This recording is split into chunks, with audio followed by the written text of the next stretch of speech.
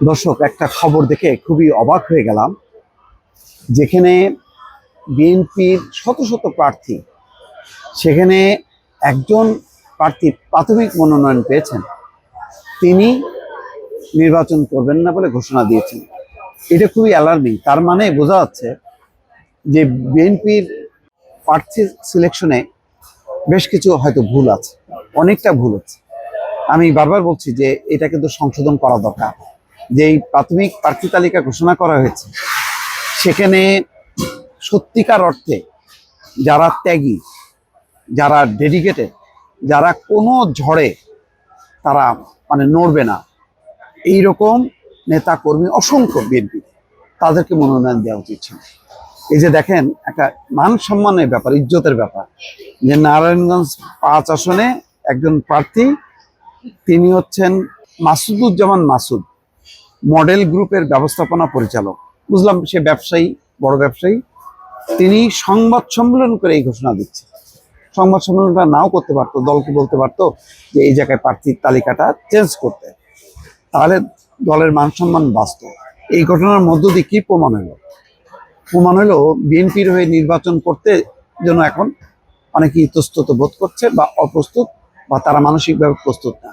তাহলে মানসিকভাবে প্রস্তুত না, কেমন দলের নেতা, কেমন দলের কর্মী যে যাকে বিএনপি নমিনেশন দিল, যেখানে এক একটা আসনে 4-5 করে প্রতিদ্বন্দ্বী, তাদের টেলিফোনে অস্থির হয়ে যাচ্ছে।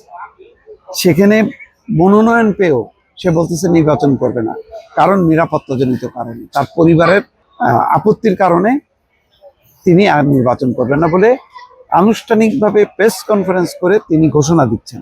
যে বলছেন যে আমার ব্যক্তিগত এবং পারিবারিক নিরাপত্তাজনিত কারণে আমি নিজ থেকে নির্বাচন থেকে সরে দাঁড়ানোর সিদ্ধান্ত নিয়েছি। আমার এবং আমার পরিবারের নিরাপত্তাজনিত কিছু বিষয় আছে, নেগেটিভ পরিবেশও এর কারণ। মূলত আমার ফ্যামিলি হচ্ছে ম্যাটার। পরিবারকে যিনি এত উপরে রাখে, তার পক্ষে কি দল করা সম্ভব? সম্ভব না। যদি সম্ভব না হয়, যে দলের উপরে স্থান দিতে চায় না, তাহলে সেই রকম লোককে দেওয়া হলো। আমি খুব অবাক হলাম বিএনপির এই যে সিলেকশনের ব্যাপারে।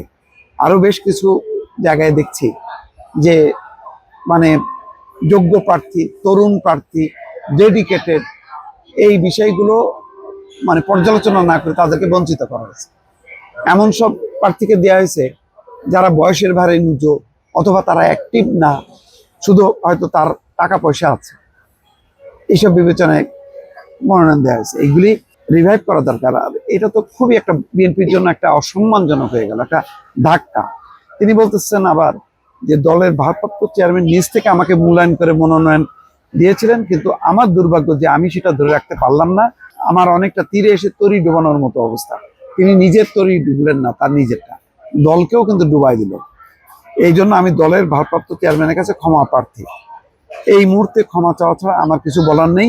তবে এমপি না হয়ে অন্য যে কোনো উপায়ে সমাজ এবং মানুষের জন্য অনেক কিছু করা যায়। ভাই, আপনি কিছুই করতে পারবেন না। আপনি 12টা বাজাই দিচ্ছেন দলের। এইটা সে দলকে বাঁচাইতে পারতো, নির্বাচন করবে না বলে দলের চেয়ারম্যানকে জানাইতে পারতো, মহাসচিবকে জানাইতে পারতো, তখন তারা প্রার্থীটা চেঞ্জ করে দিত। কিন্তু এইভাবে ঘোষণা দিয়ে সরে যাওয়া, এইটা খুবই অসম্মান এবং অপমানজনক। তাহলে বিএনপির উচিত আবার পুরো প্রার্থী তালিকা নিয়ে পুনরায় মূল্যায়ন করা, পুনরায় বসা, এবং আলটিমেটলি দলের নিবেদিত প্রাণ লোক ছাড়া